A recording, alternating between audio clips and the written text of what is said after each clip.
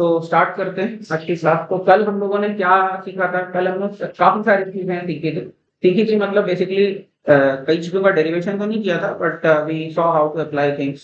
Trigonometry देखी थी हम लोगों ने। ट्रिग्नोमेट्री में कैसे अलग अलग क्वाड्रेंट में एंगल्स हम लोग इनके ट्रिग्नोमेट्रिक रेशियोज निकालते हैं। उसके अलावा हमने क्या देखा था? उसके अलावा हम लोगों ने कर्व शिफ्टिंग देखी थी। हमने देखा था कि क्या इफेक्ट होता है डिफरेंट डिफरेंट पैरामीटर्स का, कि कर्व स्ट्रेच कैसे होता है, श्रिंक कैसे होता है, लेफ्ट शिफ्ट राइट शिफ्ट, ये सब हमने कल सीखा था। ठीक है, तो आज उसी के अंदर थोड़ा सा और हम लोग प्रैक्टिस करते हैं। तो let's look at the next question. तो क्वेश्चन क्या है हम लोगों का? सब पढ़ते ही ये वाला क्वेश्चन क्या लिखा है? Company figure shows the graph of y equal to minus X square shifted to two new position. तो ये जो बीच में तुमको दिख रहा है ये ऑरेंज कलर में, ये जो है हम लोगों का y equal to minus X square का ग्राफ है।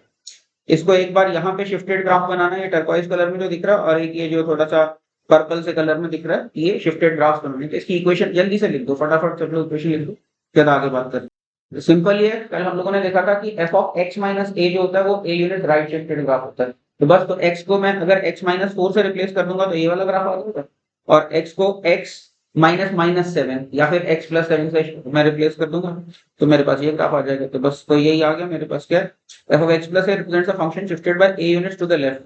तो f of x plus 7 will represent the position a, ये वाली पोजीशन है, and f of x minus 4 represents the position b. तो रिक्वायर्ड इक्वेशंस क्या आ गई?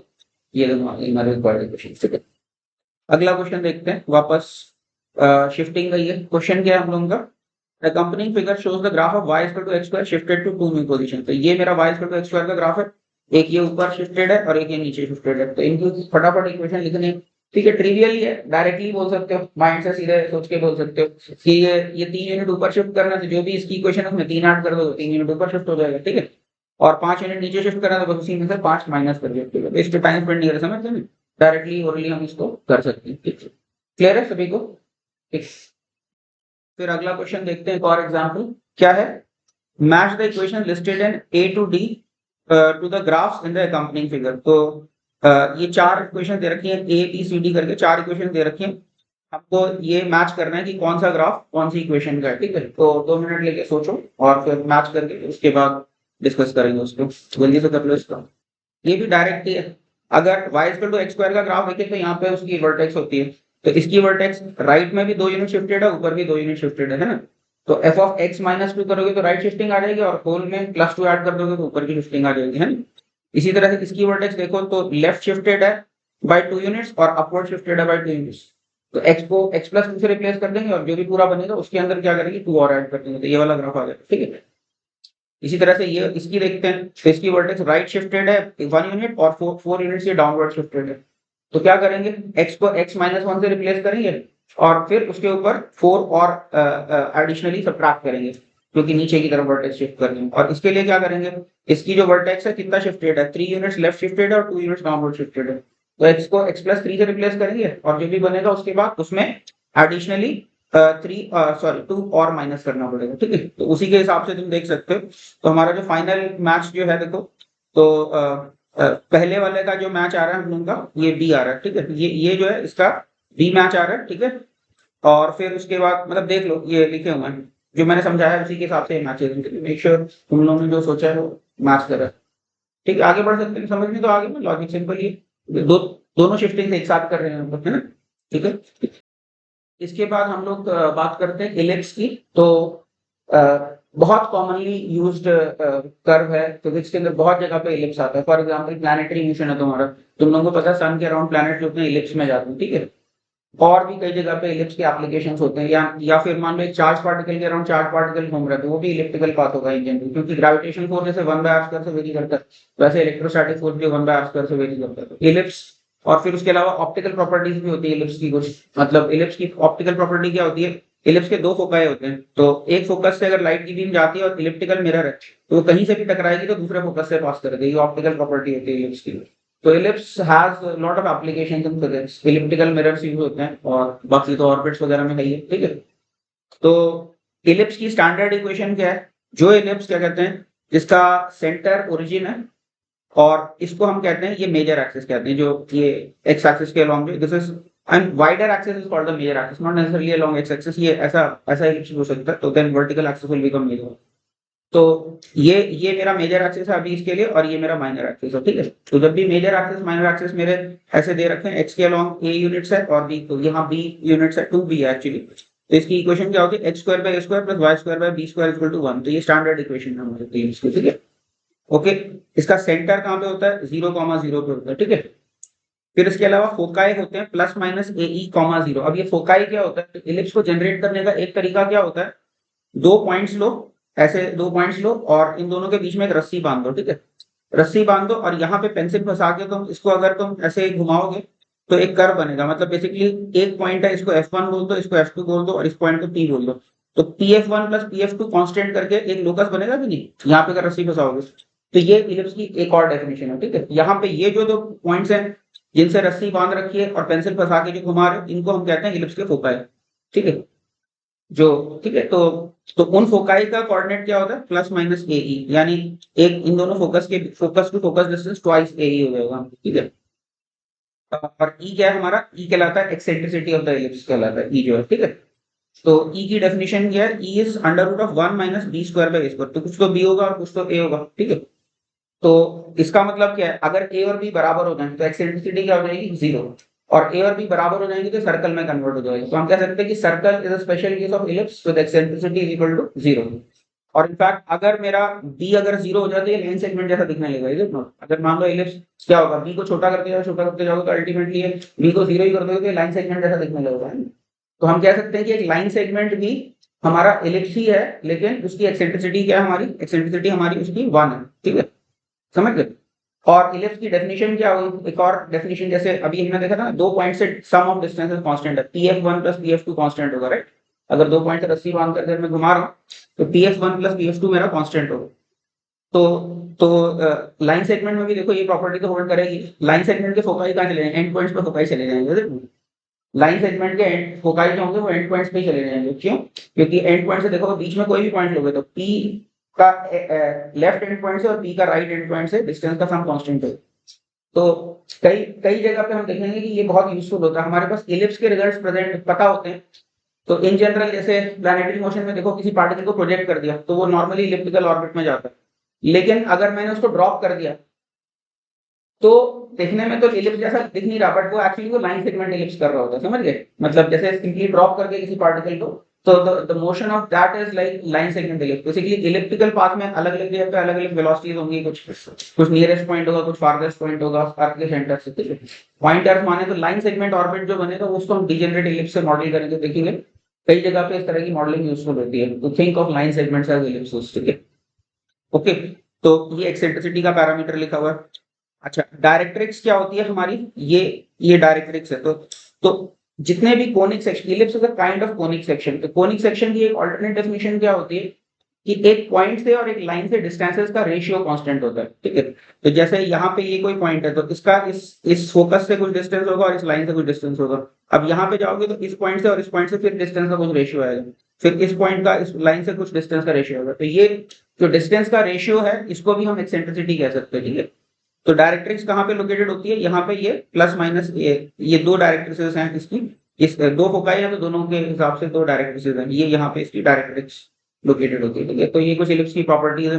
बाकी एक और चीज है, पोलर फॉर्म ऑफ इलिप्स की इक्वेशन होती है, तो वो जब जरूरत पड़ेगी तभी बताऊंगा। पोलर फॉर्म भी होता है। पोलर फॉर्म क्या होता है, किसी भी कर्व को या तो एक्स और वाई में डिस्क्राइब कर लो या आर और थीटा में डिस्क्राइब कर लो। मतलब जैसे हम मान लेते हैं कोई पार्टिकल है, इसका कुछ तो ओरिजिन से डिस्टेंस होगा और कुछ एंगुलर पोजीशन होगी। तो इतने एंगुलर पोजीशन पे इतना डिस्टेंस है, इतने एंगुलर पोजीशन पे इतना डिस्टेंस है, तो कुछ तो पोलर इक्वेशन भी बनेगी ना। आर और थीटा में कुछ ना कुछ रिलेशन होगा, ठीक है। तो जब आर और थीटा के टर्म्स में किसी कर्व को स्पेसिफाई करते हैं कि जब इतना डिस्टेंस है तो इतने एंगल पे, या इतने एंगल है तो इतना डिस्टेंस है, उस तरह की इक्वेशन क्या है, पोलर इक्वेशन कहते हैं। तो इलिप्स की पोलर इक्वेशन भी कई जगह काम आती है, तो वो हम लोग जब जरूरत पड़ेगी तभी हम लोग उसको डिस्कस करेंगे, ठीक है। ओके, फिर क्या लिखा मैंने यहाँ पे, every point on ellipse maintains constant ratio of distances from a point. तो यही बात लिखी है, देखो क्या लिखा है, every point on ellipse maintains a constant ratio of distances from a point, यानी focus and a line directrix. This ratio is called the eccentricity, ठीक है, समझ गए। Sum of distances from any point on ellipse to two particular points is constant. These two points are called the foci. ठीक है, जैसे यहाँ पे ये डिस्टेंस S1 है, ये S2 है, तो S1 प्लस S2 की वैल्यू जो है वो मेरा 2 है, ठीक है, क्लियर। ओके, इसके बाद हम लोग बात करते हैं कोनिक सेक्शंस की। तो कोनिक सेक्शंस जैसे कि नाम समझ में आता है कि कोन को काट के कर्व जो बनते हैं उनको कोनिक सेक्शंस कहते हैं, ठीक है। तो जैसे मान लो मेरे पास ये डबल कोन ऐसे मैंने बना रखा है, ठीक है, ऊपर एक कोन है नीचे एक कोन है, ठीक है।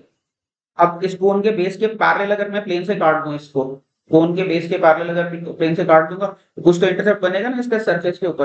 तो ये जो इंटरसेप्ट बन रहा है जब पैरेलल से काट दे रहे हो तो ये इंटरसेप्ट जो बन रहा है ये हमारा क्या है, ये सर्कल है, ठीक है। अब इसको मान लो ये जो प्लेन है पैरेलल नहीं है इसके, ठीक है, कुछ एंगल पे है, लेकिन ये जो एंगल है स्लांट हेड से कम एंगल पे, समझ गए। यानी इसको अगर घुमाते जाओगे तो एक टाइम के बाद स्लांट हेड के अंदर घुसने लग जाएगा, ठीक है? मतलब इस पॉइंट के अबाउट इस प्लेन को अगर रोटेट करते जाओगे तो एक पॉइंट पे स्लांट हेड के पैरेलल हो जाएगा और उसके बाद फिर और अंदर घुसने लगेगा। तो ये अभी क्या है, स्लांट हेड तक पहुंचा नहीं अभी प्लेन, हल्का सा टिल्ट किया। अब जो ये इंटरसेप्ट बन रहा है ये हमारा एलिप्स है, ठीक है। तो ये एक और डेफिनेशन है एलिप्स की, कोन को इस तरह से काट देंगे तो ये एलिप्स बन जाएगा, ओके। फिर उसके बाद अगर मैंने इसको प्लेन, ये जो कटिंग प्लेन है, इसको मान लो इसके कर्व सरफेस के पैरेलल कर दिया, ठीक है। By the way curve surface को कोन की जेनरेट्रिक्स भी कहा जाता है, ठीक है। तो इसकी जेनरेट्रिक्स से अगर पैरेलल प्लेन से मैंने काट दिया इसको, अभी भी तो कोई ना कोई सेक्शन बनेगा, कुछ इंटरसेप्ट बनेगा कोन के ऊपर। तो दिस थिंग इज कॉल्ड, इसको हम कहते हैं पैराबोला, समझ गए। जब इस तरह से काटोगे तो this will be called parabola, okay. फिर अगर मान लो मैं इसको इसके जैसे यहाँ पे क्या है, इसका जो एक्सिस है इसके पैरेलल प्लेन से काट दूं तो भी तो कुछ कर्व बनेगा। तो ये मेरा क्या है, ये हाइपरबोला है। इनफैक्ट अदरवाइज भी हाइपरबोला बनेगा। इसे थोड़ा सा मतलब अंदर की तरफ भी दो, थोड़ा सा इधर से थोड़ा अंदर की तरफ भी अगर टेंड करोगे तो भी दोनों पे इंटरसेप्ट आएगा। ऊपर वाले कोन पे भी इंटरसेप्ट आ रहा आएगा और नीचे वाले कोन पे भी इंटरसेप्ट आएगा। तो ये जब भी दो इंटरसेप्ट बन रहे हैं, ऊपर और नीचे वाले कोन दोनों पे इंटरसेप्ट बन रहे हैं, तो दैट विल बी हाइपरबोला, ठीक है। तो ये स्पेशल केस है हाइपरबोला का, यहाँ पे एकदम वर्टिकल प्लेन से काटा है इसको, है ना। तो ये हाइपरबोला आ जाएगा हमारा, ठीक है। फिर अगर मैं जस्ट ये वर्टेक्स के थ्रू करूंगा तो ये तो इसके इस केस में पॉइंट आ जाएगा। तो पॉइंट भी कह सकते हैं एक तरह कोनिक सेक्शन, ठीक है। और सिंगल अगर एकदम ही टैंजेंट पे मैं इसको टच करा दूंगा ऐसे, तो ये यानी एक प्लेन जो बिल्कुल इसकी जेनरेट्रिक्स के को टच कर रहा है, यानी एक तो है कि इसके जेनरेट्रिक्स से पैरेलल काट रहा था तब तो पैराबोला आया था। लेकिन ये क्या है, ये देखो फर्क है यहाँ पे, ये जेनरेट्रिक्स के पैरेलल तो था लेकिन इसके इंटरसेक्शन पॉइंट से पास नहीं कर रहा था, थोड़ा सा शिफ्टेड था, तब पैराबोला। इनको शिफ्ट करके इंटरसेक्शन पॉइंट पे लेके आ जाओगे तो पूरा प्लेन जो टैंजेंट ही बन जाएगा इसके कर्व सरफेस पे। तो ये स्ट्रेट लाइन भी आ सकती है हमारे पास, ठीक है। तो एक तरह से स्ट्रेट लाइन के केस ऑफ कोनिक सेक्शन हम सोच सकते, ठीक है। और अगर मैं इसके वर्टेक्स के थ्रू पासिंग कोई भी प्लेन लूंगा तो फिर मेरे पास क्या आ जाएगा, अगर ये जेनरेटेड के मतलब ज्यादा इंक्लाइन है, दोनों के अंदर इंटरसेप्ट आ रहा है, मतलब अगर ये कम इंक्लाइंड होगा तो हॉरिजॉन्टल सा प्लेन होगा तब तो फिर एक पॉइंट भी काटेगा। लेकिन जेनरेटेड से पैरेलल हो गया उसके बाद फिर और फर्दर स्वीप करोगे तो फिर पेयर ऑफ स्ट्रेट लाइन बनने लग जाएगा, ठीक है। तो पेयर ऑफ स्ट्रेट लाइंस हम इसको भी आप actually special case of hyperbola बोल सकते हैं, पेयर ऑफ स्ट्रेट लाइंस को, क्योंकि इसको हल्का सा शिफ्ट करोगे तो फिर प्रॉपर दो कर्व्स तुमको नजर आएंगे। यहाँ पे स्ट्रेट लाइंस को भी कह सकते हैं कि pair of straight lines is like the special case of hyperbola, ठीक है। तो ये जस्ट जनरल इंफॉर्मेशन है। इन सब चीजों के बारे में बहुत डिटेल में तुम लोग मैथमेटिक्स में पढ़ोगे जब कोऑर्डिनेट ज्योमेट्री का चैप्टर रहेगा, ठीक है। तो अभी मैंने जस्ट इंट्रोड्यूस किया just for having some idea about कि कैसे बनते हैं कोनिक सेक्शंस और क्यों कहा जाता है पैराबोला, हाइपरबोला, एलिप्स, इन सबको क्यों कोनिक सेक्शन कहा जाता है। तो ये आइडिया देने का मेरा पर्पस था यहाँ पे, जस्ट वन। इसके बाद थोड़ा सा स्ट्रेट लाइन की बात कर लेते हैं। तो straight line, specially straight line passing through the origin जो है हमारा किस फॉर्म का होता है कर्व। इन जनरल तो स्ट्रेट लाइन का जो फंक्शन होता है y equal to mx plus c type का होता है फंक्शन। और लेकिन अगर ओरिजिन से पासिंग स्ट्रेट लाइंस की हमें बात करनी है तो वो खाली y इक्वल टू mx का फॉर्म हो जाएगा, ठीक है, सिर्फ। यानी c को 0 रख दोगे तो it will be family of straight lines passing through the origin. और यहाँ पे m को क्या कहते हैं, m को slope of the straight line कहा जाएगा, ठीक है। तो अलग अलग स्लोप के लिए जैसे दिख रहा है, तो जैसे जैसे स्लोप हमारा बढ़ता जा रहा है एक्स एक्सिस से एंगल इसका बढ़ता जा रहा है, m की जितनी लार्ज वैल्यू होगी उतना ज्यादा बड़ा एंगल होता जाएगा, ठीक है, एक्स एक्सिस से, ठीक है। और अगर उल्टी तरफ इंक्लाइंड है, इस तरफ ऐसे इंक्लाइंड है तो इसका स्लोप नेगेटिव आ जाएगा, ठीक है।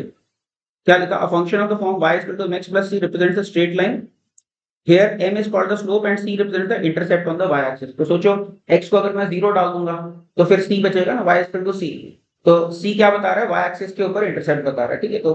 तो अगर इसी बेसिकली हम ऐसे सोचो कि इसी को ऊपर शिफ्ट कर देंगे तो एक जनरल लाइन बन जाएगी, c अमाउंट से शिफ्ट कर दोगे तो general y equal to mx plus c वाली लाइन बन जाएगी, समझे।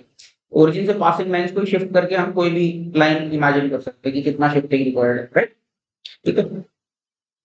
Okay, the adjacent figure shows several straight lines with c is equal to 0, सब में ये c इक्वल टू 0 है, that is passing through the origin. Physically m represents the tan of the angle that the upper branch of the line makes with the positive x axis. तो ये समझ लो m का क्या मतलब है, अपर branch क्या है, ये सारी स्ट्रेट लाइंस जैसे दिख रही है तो ये इनकी अपर ब्रांचेस हैं, ठीक है, ये अपर ब्रांचेस है, तो अपर ब्रांचेस का कुछ तो एंगल बन रहा होगा ना x एक्सिस से, और एंगल हमेशा एंटी क्लॉकवाइज डायरेक्शन में मेजर करता हूँ। तो ये देखो जब तक एक्यूट एंगल बन रहा है तो ये राइजिंग ग्राफ्स दिख रहे हैं, ठीक है, एक्स जैसे से बढ़ रहा है ये राइज कर रहा है, और जब ये ऑब्ट्यूज एंगल बनना शुरू हो गया तो एक्स बढ़ने के साथ ये फॉलिंग ग्राफ शुरू हो गया, राइट, एक्स बढ़ने के साथ फॉलिंग शुरू हो गया, राइट।